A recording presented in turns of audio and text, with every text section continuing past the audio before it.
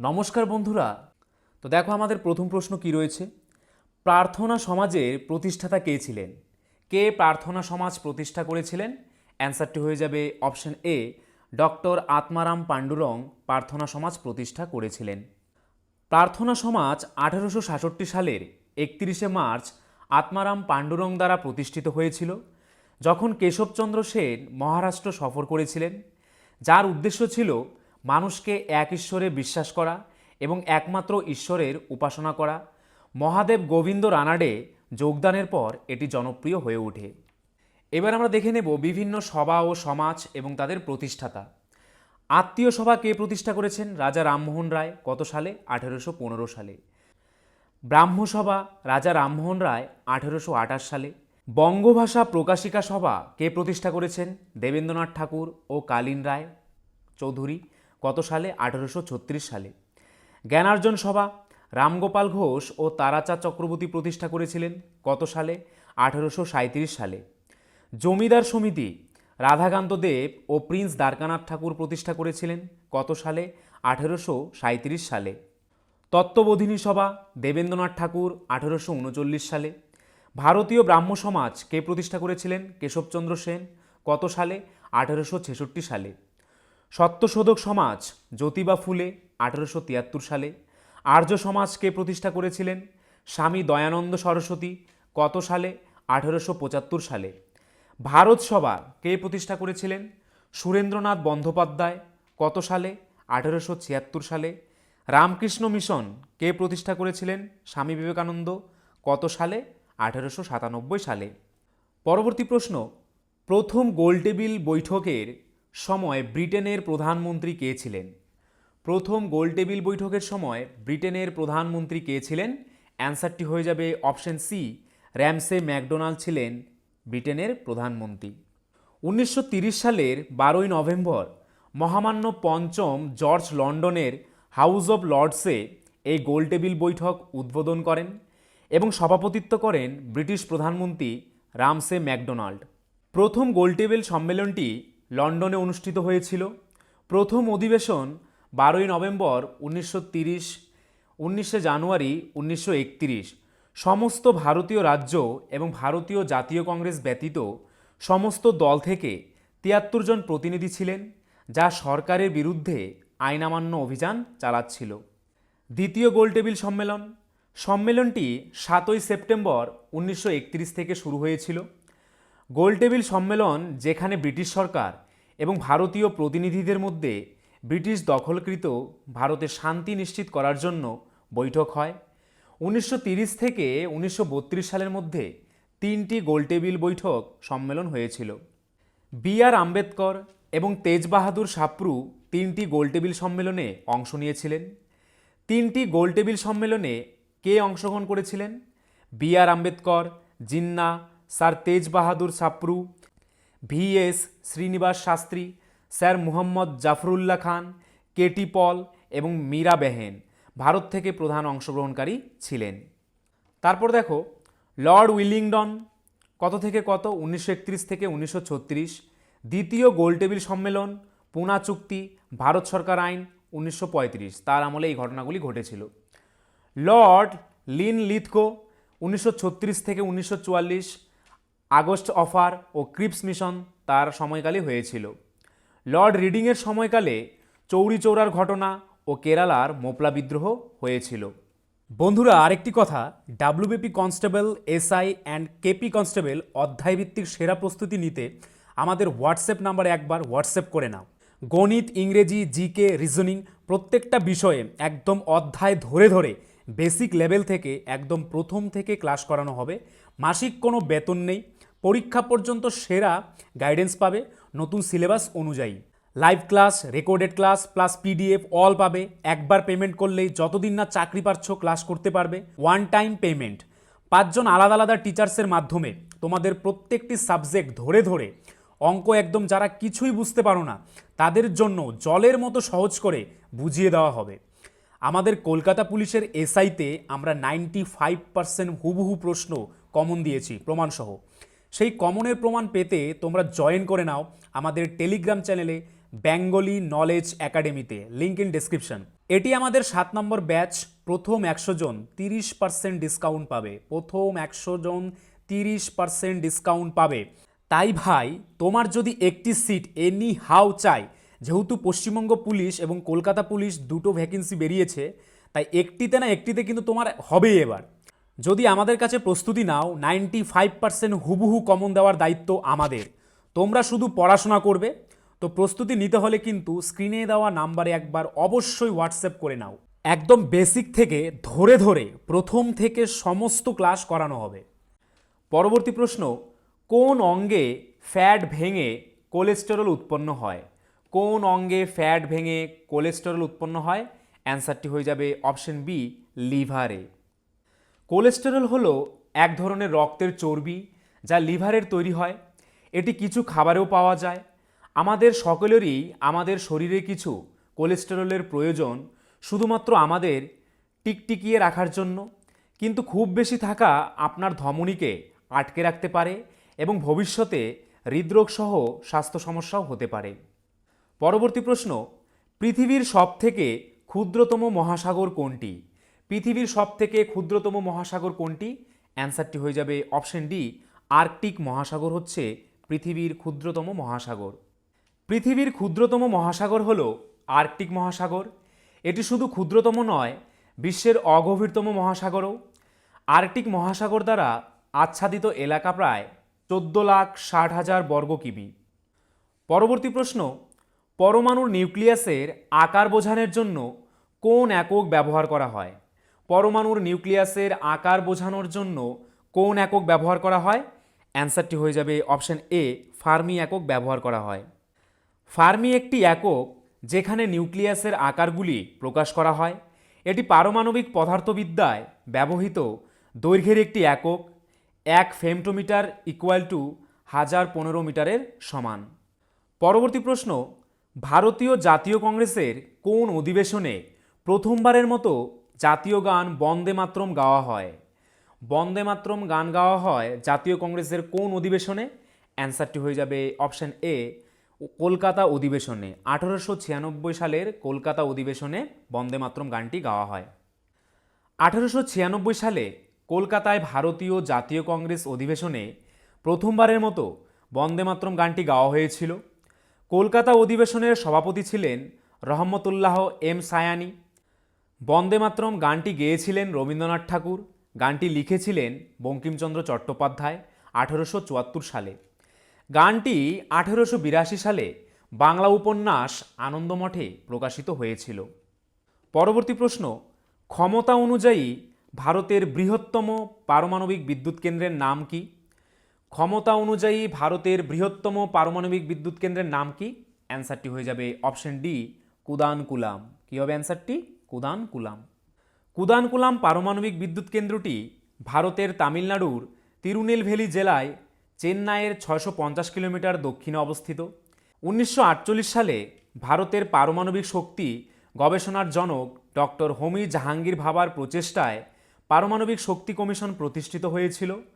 ভারতের প্রথম পারমাণবিক গবেষণা চুল্লি অপসরা ট্রম্বেতে মুম্বাইয়ের কাছে কাজ করতে শুরু করে, কিন্তু ভারতের প্রথম পারমাণবিক বিদ্যুৎ চুল্লিটি 1969 সালে তারাপুরে প্রতিষ্ঠিত হয়েছিল। পরবর্তী প্রশ্ন, সালোক সংশ্লেষে ক্লোরোফিলের ভূমিকা কী? সালোক সংশ্লেষে ক্লোরোফিলের ভূমিকা কী? অ্যান্সারটি হয়ে যাবে অপশন বি, আলোক শক্তির শোষণ করা।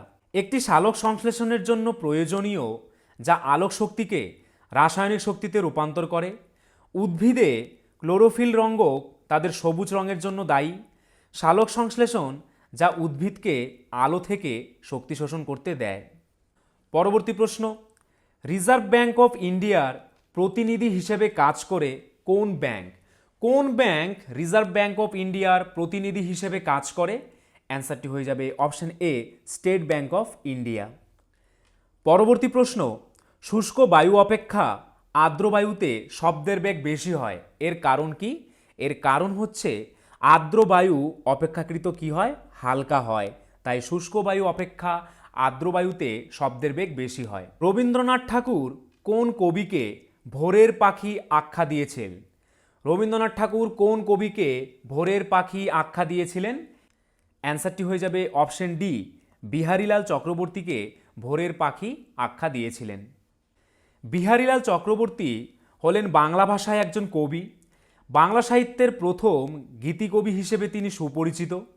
রবীন্দ্রনাথ ঠাকুর তাকে বাংলা গীতিকাব্যধারার ভোরের পাখি বলে আখ্যায়িত করেন। পরবর্তী প্রশ্ন, নেকটন কাদের বলে?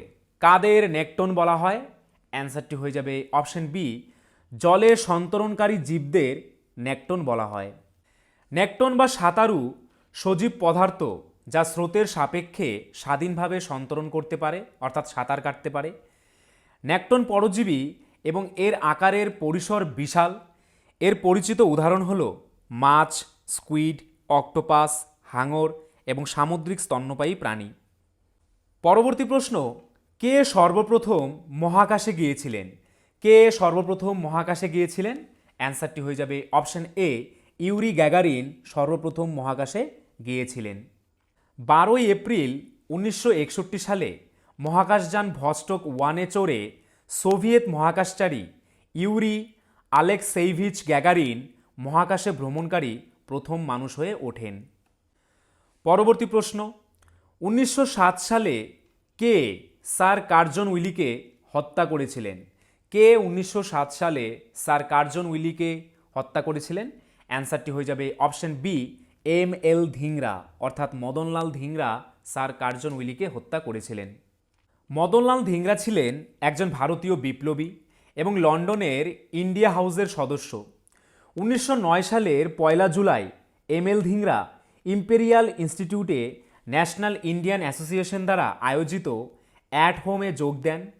অনুষ্ঠানের শেষে অতিথিরা যাবার সময় ধিংরা ভারত অফিসের আধিকারিক স্যার কার্জন উইলিকে খুব কাছে থেকে গুলি করেন। তার গুলিবিদ্ধ হয়ে পার্সি ডাক্তার লাল কাকাও মারা যান। তারপর দেখো, জেনারেল ডায়ারকে কে গুলি করে হত্যা করেন? উধম সিং। উধম সিং সাধারণত জালিয়ানওয়ালাবাগ হত্যাকাণ্ডের প্রতিশোধ নেওয়া ব্যক্তি হিসেবে পরিচিত। তিনি রোগী হত্যাকারী বা একাকী ঘাতক হিসেবে পরিচিত, যিনি পাঞ্জাবের লেফটেন্যান্ট গভর্নর মাইকেল ও ডায়ারকে গুলি করে হত্যা করেছিলেন, যারা প্রশাসনের অধীনে কুখ্যাত অমৃতসর গণহত্যা সংগঠিত হয়েছিল, যিনি পরে ব্রিগেডিয়ার জেনারেল ডায়ারকেও সমর্থন করেছিলেন। অপরাধী হত্যাকাণ্ড।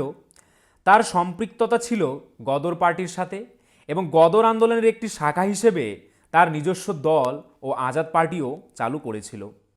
তারপর কে রয়েছে? ভগৎ সিং। 1926 সালের মার্চ মাসে তিনি ভারতে ব্রিটিশ শাসনকে উৎখাত করার লক্ষ্যে একটি সমাজতান্ত্রিক সংগঠন নওজওয়ান ভারত সভা প্রতিষ্ঠা করেন। 1927 সালে তাকে গ্রেপ্তার করা হয় এবং 1926 সালে সংঘটিত লাহোর বোমা মামলায় জড়িত থাকার অভিযোগে অভিযুক্ত করা হয়। 1928 সালে তিনি হিন্দুস্তান রিপাবলিকান অ্যাসোসিয়েশন গঠন করেন, যা পরে হিন্দুস্তান সোশ্যালিস্ট রিপাবলিকান আর্মি হয়।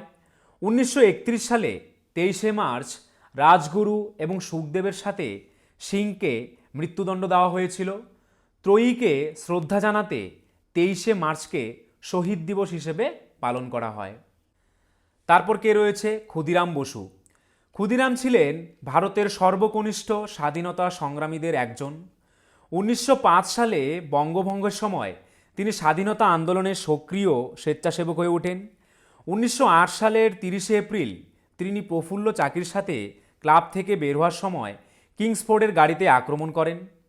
অসংখ্য বিচার ও শুনানির পর ক্ষুদিরামকে মৃত্যুদণ্ড দেওয়া হয়। তরুণ ক্ষুদিরাম 18 বছর বয়সে 1908 সালের 11ই আগস্ট মৃত্যুদণ্ড কার্যকর করা হয়, যা তাকে ব্রিটিশদের দ্বারা ফাঁসিতে ঝুলানো ভারতের সর্বকনিষ্ঠ বিপ্লবীদের একজন করে তোলে। তারপর কে রয়েছে? মদনলাল ধিংরা। মদনলাল ধিংরা 1883 সালের 17ই ফেব্রুয়ারি অমৃতসরের এক ধনী পরিবারে জন্মগ্রহণ করেন। তিনি বীর সাভারকার ও তার সহযোগীদের সংস্পর্শে আসেন। তিনি কার্জন উইলিকে গুলি করে হত্যা করেছিলেন, যিনি ব্রিটিশ শাসনের একজন ভারত বিরোধী অফিসার হিসেবে বিবেচিত ছিলেন। 1909 সালে তাকে মৃত্যুদণ্ড দেওয়া হয়। পরবর্তী প্রশ্ন, কোন পদার্থ দিয়ে তড়িৎচুম্বক তৈরি করা হয়? তড়িৎচুম্বক তৈরি করা হয় কোন পদার্থ দিয়ে?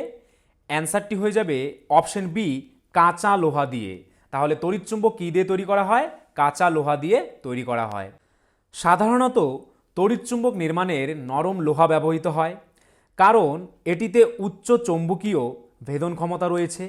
অর্থাৎ যখন কোর বা কেন্দ্রের মধ্যে দিয়ে তড়িৎ প্রবাহিত হয় তখন এটি সহজেই চৌম্বকীয় বৈশিষ্ট্য অর্জন করতে পারে এবং তড়িৎ প্রবাহ বন্ধ হয়ে গেলে চৌম্বকীয় বৈশিষ্ট্য দ্রুত লোপ পায়। পরবর্তী প্রশ্ন, বিশ্বে প্রথম ফুটবল খেলা কোথায় অনুষ্ঠিত হয়? বিশ্বে প্রথম ফুটবল খেলা কোথায় অনুষ্ঠিত হয়? অ্যান্সারটি হয়ে যাবে অপশন এ, ইংল্যান্ডে অনুষ্ঠিত হয়। 1863 সালে ইংল্যান্ডে প্রথম ফুটবল খেলার জন্ম হয়। 2026 ফিফা বিশ্বকাপ প্রতিযোগিতা, ফিফা বিশ্বকাপের 23তম আসর অনুষ্ঠিত হবে। টুর্নামেন্টটি 11 জুন থেকে 19 জুলাই 2026 পর্যন্ত অনুষ্ঠিত হবে। এটি উত্তর আমেরিকার 3টি দেশের 16টি শহর যৌথভাবে আয়োজন করবে: কানাডা, মেক্সিকো এবং মার্কিন যুক্তরাষ্ট্র। এই টুর্নামেন্টটি 3টি দেশ দ্বারা আয়োজিত প্রথম এবং 1994 সালের পর প্রথম উত্তর আমেরিকার বিশ্বকাপ হবে। আর্জেন্টিনা বর্তমান ডিফেন্ডিং চ্যাম্পিয়ন 2022-এর। পরবর্তী প্রশ্ন, দক্ষিণ ভারতের সবচেয়ে প্রাচীন ভাষা কোনটি? বা দক্ষিণ ভারতের সবচেয়ে প্রাচীন ভাষাটি হল অ্যান্সার সি, তামিল ভাষা। দক্ষিণ ভারতের প্রাচীনতম ভাষা হল তামিল। এটি বিশ্বের 60টি প্রাচীন ভাষাগুলির মধ্যে একটি, যা এখনও বলা হয়। মালায়ালম হল তামিল ভাষার একটি উপভাষা, যার উৎপত্তি 9ম শতাব্দীতে। কন্নড়ের 400 খ্রিস্টাব্দে এবং তেলুগুর 571 খ্রিস্টাব্দে উৎপত্তি হয়। পরবর্তী প্রশ্ন, স্বভোজী এবং পরভোজী উভয় প্রকার পুষ্টি সম্পন্নকারী একটি উদ্ভিদ হল, যার মধ্যে স্বভোজী এবং পরভোজী উভয় প্রকার পুষ্টি দেখা যায়। অ্যান্সারটি হয়ে যাবে অপশন বি, কলসপত্রী উদ্ভিদ। পরবর্তী প্রশ্ন, লোকসভার অধিবেশন চলাকালীন প্রতিদিনের প্রথম ঘণ্টাকে কি বলা হয়? প্রতিদিনের প্রথম ঘণ্টাকে কি বলা হয়? অ্যান্সারটি হয়ে যাবে অপশন ডি, প্রশ্নোত্তর আওয়ার বলা হয় বা প্রশ্নোত্তর পর্ব বলা হয়। সাধারণত লোকসভার প্রথম ঘণ্টা একটি প্রশ্নোত্তর অধিবেশনের জন্য বরাদ্দ করা হয়, যা সাধারণত একটি প্রশ্ন ঘণ্টা বলা হয়। সংসদের নিয়মতান্ত্রিক পদ্ধতির ক্ষেত্রে এর বিশেষ গুরুত্ব রয়েছে। লোকসভা ও রাজ্যসভার সদস্যরা সংশ্লিষ্ট বক্তাদের কাছে তাদের প্রশ্ন তুলে ধরেন। পরবর্তী প্রশ্ন, ভারতের দীর্ঘতম রজ্জুপথ বা রোপওয়ে কোন রাজ্যে অবস্থিত? ভারতের দীর্ঘতম রজ্জুপথ কোন রাজ্যে অবস্থিত? অ্যান্সারটি হয়ে যাবে অপশন এ, জম্মু ও কাশ্মীর রাজ্যে অবস্থিত। পরবর্তী প্রশ্ন, কোন অভিযানে নেতৃত্বদানের সময়কালে প্রীতিলতা ওয়েদ্দারের মৃত্যু হয়? কোন অভিযানে নেতৃত্বদানের সময়কালে প্রীতিলতা ওয়েদ্দারের মৃত্যু হয়েছিল? অ্যান্সারটি হয়ে যাবে অপশন ডি, পাহাড়তলির ইউরোপীয় ক্লাব আক্রমণের সময়কালে। চট্টগ্রামের পাহাড়তলি অভিযানে নেতৃত্ব দেওয়ার পর প্রীতিলতা ওয়েদ্দার তার 7 জন পুরুষ সঙ্গীর সঙ্গে ইউরোপিয়ান ক্লাব থেকে নিরাপদ দূরত্বে পৌঁছে সহযোদ্ধাদের শেষ বিদায় জানিয়ে নিজে বেছে নেন মৃত্যু। সেন এবং তার ঘনিষ্ঠ সহযোগী অম্বিকা চক্রবর্তী একই থানার পাশাপাশি গ্রামের ছাত্র হিসেবে ছোটবেলা থেকেই পরস্পরের কাছে পরিচিত ছিলেন। প্রথম বিশ্বযুদ্ধের শেষের দিকে অনুরূপ সেন, চারু বিকাশ দত্ত, অম্বিকা চক্রবর্তী, নগেন্দ্রনাথ সেন প্রমুখদের সঙ্গে নিয়ে চট্টগ্রাম গোপন বিপ্লবী দল গঠন করা হয়েছিল। 1934 সালের 12 জানুয়ারি চট্টগ্রাম কেন্দ্রীয় কারাগারে মাস্টারদা সূর্য সেন ও তারকেশ্বর দস্তিদারকে ফাঁসিতে ঝুলিয়ে মৃত্যুদণ্ড কার্যকর করা হয়। পরবর্তী প্রশ্ন, বাস্তুতন্ত্রে শক্তি প্রবাহের মূল উৎস কী? বাস্তুতন্ত্রে শক্তি প্রবাহের মূল উৎস হচ্ছে অপশন এ, সূর্য। সমস্ত বাস্তুতন্ত্রের জন্য শক্তির চূড়ান্ত উৎস হল সূর্যালোক। সূর্যের আলো উৎপাদকদের দ্বারা সালোক সংশ্লেষণ প্রক্রিয়ার মাধ্যমে বাস্তুতন্ত্রে প্রবেশ করে। অন্যান্য সমস্ত জীব এই শক্তির জন্য উৎপাদকদের ওপর নির্ভর করে। পরবর্তী প্রশ্ন, পশ্চিমবঙ্গে সাক্ষরতার হার কত শতাংশ? পশ্চিমবঙ্গে সাক্ষরতার হার কত শতাংশ? অ্যান্সারটি হয়ে যাবে অপশন বি, 76.26%। পশ্চিমবঙ্গে সাক্ষরতার হার ঊর্ধ্বমুখী প্রবণতা দেখা গেছে এবং সর্বশেষ গণগণনা অনুসারে 76.26%। এর মধ্যে পুরুষদের সাক্ষরতার হার 81.69% এবং নারী সাক্ষরতার হার 70.54%। তারপর দেখো, ভারতবর্ষের কোন রাজ্যে বনভূমির পরিমাণ শতকরা সর্বাধিক? অ্যান্সারটি হয়ে যাবে মিজোরাম রাজ্যের। দেশের অধিকাংশ বন কোথায় পাওয়া যায়? মধ্যপ্রদেশে পাওয়া যায়। এরপরই রয়েছে অরুণাচল প্রদেশ, ছত্তিশগড়, ওড়িশা এবং মহারাষ্ট্র। পরবর্তী প্রশ্ন, গান্ধীজি হিন্দ স্বরাজ রচনা করেছিলেন কোথায়? গান্ধীজি হিন্দ স্বরাজ কোথায় রচনা করেছিলেন? অ্যান্সারটি হয়ে যাবে অপশন ডি, ইংল্যান্ড থেকে দক্ষিণ আফ্রিকা যাত্রার সময় নৌজাহাজে তিনি হিন্দ স্বরাজ রচনা করেছিলেন। গান্ধীজি 1908 সালে লন্ডন হয়ে ভারত থেকে দক্ষিণ আফ্রিকা সফরকালে হিন্দ স্বরাজ বইটি লিখেছিলেন। তিনি 10 দিনে লেখাটি সম্পন্ন করেছিলেন এবং তাও যখন ডান হাত ব্যথা করতে শুরু করে তখন বাম হাত দিয়ে লিখেছিলেন।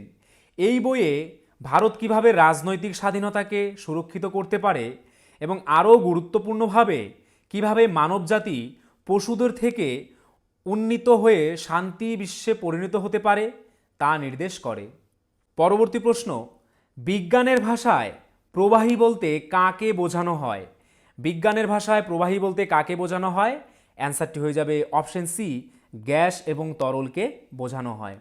যে সকল পদার্থ প্রবাহিত হয় তাদের প্রবাহী পদার্থ বা ফ্লুইড বলে। তরল পদার্থ ও গ্যাসকে একত্রে বলা হয় কি? প্রবাহী বলা হয়। পরবর্তী প্রশ্ন, পৃথিবীর শুষ্কতম মরুভূমি হলো বা পৃথিবীর শুষ্কতম মরুভূমি কোনটি? অ্যান্সারটি হয়ে যাবে অপশন সি, আটাকামা বা আতাকামা মরুভূমি হলো পৃথিবীর শুষ্কতম মরুভূমি। আতাকামা মরুভূমি উত্তর চিলিতে অবস্থিত একটি শীতল, শুষ্ক, বৃষ্টিবিহীন মরুভূমি অঞ্চল। এটি পশ্চিম প্রশান্ত মহাসাগর উপকূলস্থিত পর্বতমালা কার্দিলেরা দে লা কোস্তা এবং পূর্বে আন্দেস পর্বতমালার দ্বারা আবদ্ধ। তারপর রয়েছে দেখো কি, গোবি মরুভূমি। এশিয়া মহাদেশের সবচেয়ে বড় এই মরুভূমি রয়েছে চীন ও মঙ্গোলিয়ার দক্ষিণ অঞ্চল জুড়ে। তারপর দেখো কিছু উল্লেখযোগ্য মরুভূমি এবং তাদের অবস্থান। কালাহারি মরুভূমি কোথায় অবস্থিত? দক্ষিণ আফ্রিকায়। আটাকামা মরুভূমি চিলি ও পেরুতে। থর মরুভূমি ভারত ও পাকিস্তানে। গ্রেট ভিক্টোরিয়া মরুভূমি অস্ট্রেলিয়ায়। পরবর্তী প্রশ্ন, নিম্নলিখিত সুলতানদের মধ্যে কে দাস বংশের ছিলেন না? নিম্নলিখিত সুলতানদের মধ্যে কে দাস বংশের ছিলেন না? অ্যান্সারটি হয়ে যাবে অপশন সি, রাজিয়া দাস বংশের ছিলেন না। রাজিয়া সুলতান 1236 সালে ভারতের প্রথম মহিলা সুলতান ছিলেন। তিনি একজন দক্ষ ও ন্যায়পরায়ণ শাসক হিসেবে পরিচিত ছিলেন। তিনি দিল্লিতে 1236 থেকে 1240 সাল পর্যন্ত রাজত্ব করেছিলেন। তিনি তার পিতা শামসুদ্দিন ইলতুৎমিশের স্থলাভিষিক্ত হন এবং তিনি দিল্লির সুলতানি শাসকে পরিণত হন। পরবর্তী প্রশ্ন, কোন রাজ্য কবির সম্মান, কালিদাস সম্মান এবং তানসেন সম্মান প্রদান করে? কোন রাজ্য কবির সম্মান, কালিদাস সম্মান এবং তানসেন সম্মান প্রদান করে? অ্যান্সারটি হয়ে যাবে অপশন ডি, মধ্যপ্রদেশ রাজ্য। বিখ্যাত রসায়নবিদ আলফ্রেড নোবেল সুইডেনের স্টকহোমে জন্মগ্রহণ করেন 1833 সালে। তিনি ডিনামাইট আবিষ্কারের জন্য বিখ্যাত। 1901 সাল থেকে প্রবর্তিত হয় নোবেল পুরস্কার। প্রতি বছর 10 ডিসেম্বর অসলোতে নোবেল শান্তি পুরস্কার প্রদান করা হয়। নোবেল ফাউন্ডেশন গঠন করা হয় কবে? 1900 সালে। বিশ্বের সবচেয়ে সম্মানজনক পুরস্কার কোনটি? নোবেল পুরস্কার। শুধুমাত্র শান্তিতে নোবেল পুরস্কার প্রদান করা হয় নরওয়ের অসলোতে। বাকি সব ক্ষেত্রে সুইডেনের স্টকহোমে এই পুরস্কার প্রদান অনুষ্ঠান আয়োজন করা হয়। পরবর্তী প্রশ্ন, ফিউজ তার কোন কোন ধাতুর সংকর দিয়ে তৈরি করা হয়? কোন কোন ধাতু দিয়ে ফিউজ তার তৈরি করা হয়? অ্যান্সারটি হয়ে যাবে অপশন এ, টিন ও সীসার সংকর ধাতু দিয়ে ফিউজ তার তৈরি করা হয়। ফিউজ তারটি এসএন বা টিন এবং পিবি বা সীসা সংকর ধাতু দ্বারা গঠিত।